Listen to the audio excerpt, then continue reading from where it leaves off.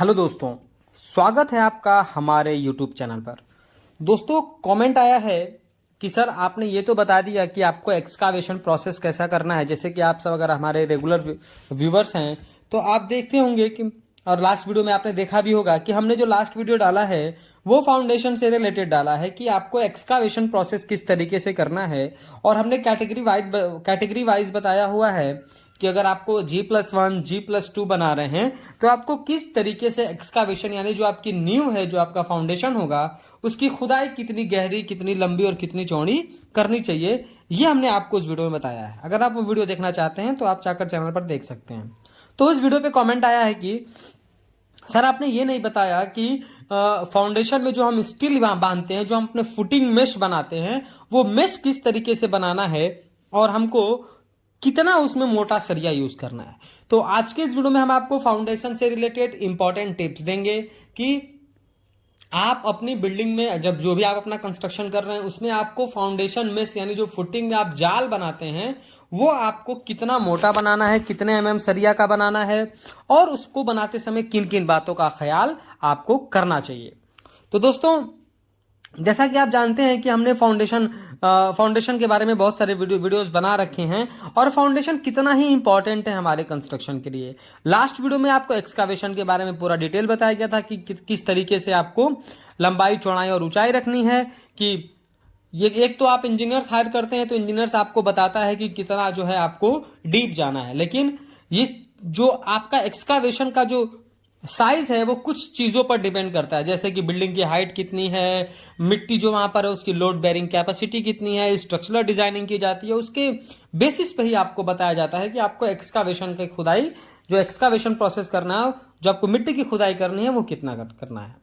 लेकिन अगर हम आपको बात करें इस वीडियो में रेसिडेंशियल के बारे में कि अगर कोई आपका प्लॉट रेसिडेंशियल प्लॉट है और आप उसमें कंस्ट्रक्शन कर रहे हैं G+1 G+2 के लिए, तो आपको उसमें मिनिमम क्राइटेरिया क्या फॉलो करना होता है।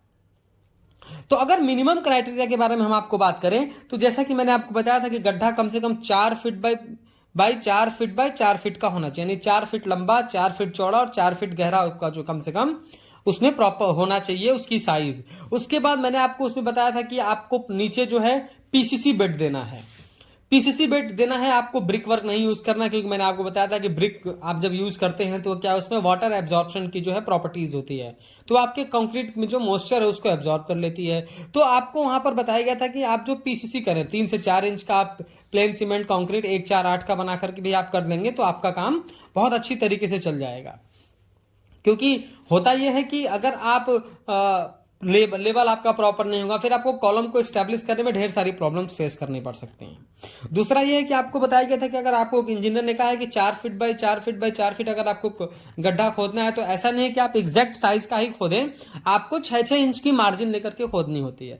गड्ढा आपको 6-6 इंच की मार्जिन लेकर बड़ा बनाना होता है, क्योंकि पहला कि उसमें जो मैन उतर करके जो वर्कर हमारा काम करने वाला है, मिस्त्री या फिर लेबर, उसको काम करने की जगह मिलती है। दूसरा, शटरिंग करने के लिए चारों साइड प्रॉपर स्पेस मिलता है। और तीसरा, अगर आपने फुटिंग की साइड 4 फीट बाई 4 फीट की रखी हुई है तो आपने जाल भी उसी तरीके का बनाया होगा, और अभी उतनी ही गड्ढे में उतने बड़े जाल को अगर आप डालेंगे तो आपका जाल जो है चारों तरफ मिट्टी के संपर्क में आ जाता है।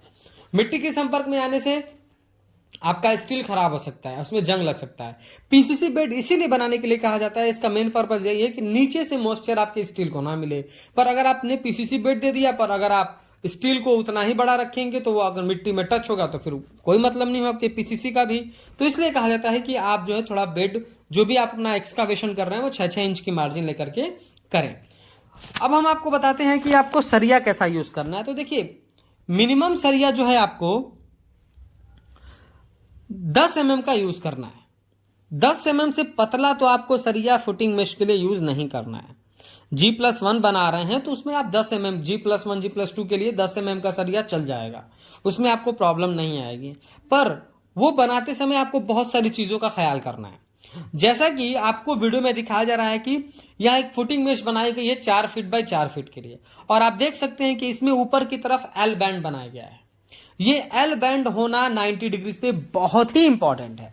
ये भूकंप रोधी होता है, ये कंक्रीट में अच्छे से पकड़ बनाता है, और आगे चल के जब लोड आती है तो उसमें भी लोड डिस्ट्रीब्यूशन में एक बहुत बड़ा इंपॉर्टेंट रोल ये प्ले करता है। तो ये एल बैंड भी आपको एनी हाउ अपने कंस्ट्रक्शन में जिस तरह दिखाया जा रहा है इस तरीके से करना है। देखिए 2 तरीके की फुटिंग होती है, 3 तरीके की। एक जो नॉर्मल सरिया बना दिया गया, दूसरा ये एक तरह से जो मैंने आपको दिखाया एल बना करके, और तीसरा डबल मेश फुटिंग बोलते हैं उसको, यानी इसी तरीके की एल बनाई हुई इसके ऊपर से भी एक फुटिंग डाली जाती है, उसके ऊपर से भी जाल बांधा जाता है, जिसको डबल मेश फुटिंग भी बोला जाता है।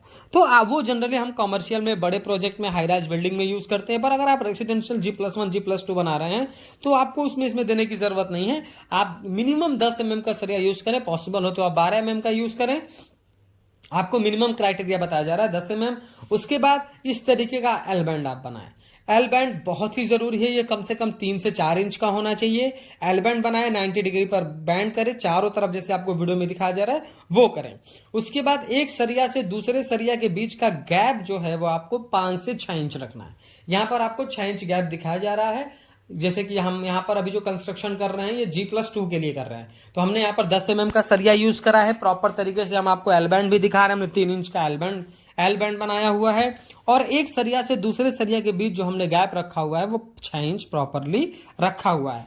इस तरीके के अगर आप अपना फुटिंग जाल बनाते हैं तो आप स्ट्रेंथ से रिगार्डिंग बिल्कुल भी आप कंफ्यूज ना रहिए, आपकी बिल्डिंग में कोई प्रॉब्लम्स नहीं आएगी। पर ऐसा नहीं है कि जैसा मैंने आपको बता दिया कि मिनिमम 10 mm का सरिया यूज करिए, एल बैंड बनाइए, उसके बाद जो है 5 से 6 इंच का गैप रखिए तो आपका काम चल जाएगा, ऐसा नहीं है। उसके बाद भी आपको ढेर सारी प्रिकॉशंस फॉलो करनी पड़ती हैं। जैसे कि मैंने बहुत सारी वीडियोज में बताया है, यहां भी बता रहा हूं कि जब भी आप फुटिंग मेश बिछा करके आप जब फुटिंग प्रोसेस को आप एग्जीक्यूट करते हैं, कॉन्क्रीटिंग करते हैं, तो उसके नीचे आपको ख्याल करना है कि आपको नीचे ईंट नहीं यूज करना है। ईंट की स्ट्रेंथ बहुत ही हल्की होती है हमारे कंक्रीट के मुकाबले, और आप वहां पर कंक्रीट में अगर ईंट डाल देंगे तो आप फुटिंग के जो मजबूती है उसके साथ आप जो खिलवाड़ कर रहे हैं तो आपका फुटिंग कमजोर होता है। तो आप वहां पर कवर ब्लॉक यूज करें। अब सवाल ये उठता है कि कवर ब्लॉक कितना होना चाहिए, तो कवर ब्लॉक आपका 40 mm का होना चाहिए, और हर 1 फीट के डिस्टेंस पे आप कवर ब्लॉक को दें। कवर ब्लॉक देना बहुत ही इंपॉर्टेंट है ताकि आपकी जाल जो है वो बीच में रहे, ताकि वो लोड ट्रांसफर में उसको ज्यादा प्रॉब्लम्स फेस ना करनी पड़े। अब देखिए G+1 G+2 कंस्ट्रक्शन कर रहे हैं तो लोग सजेस्ट करते हैं कि आप M20 ग्रेड का कंक्रीट बनाइए, यानी कि 1:3 रेशियो का कंक्रीट बनाइए।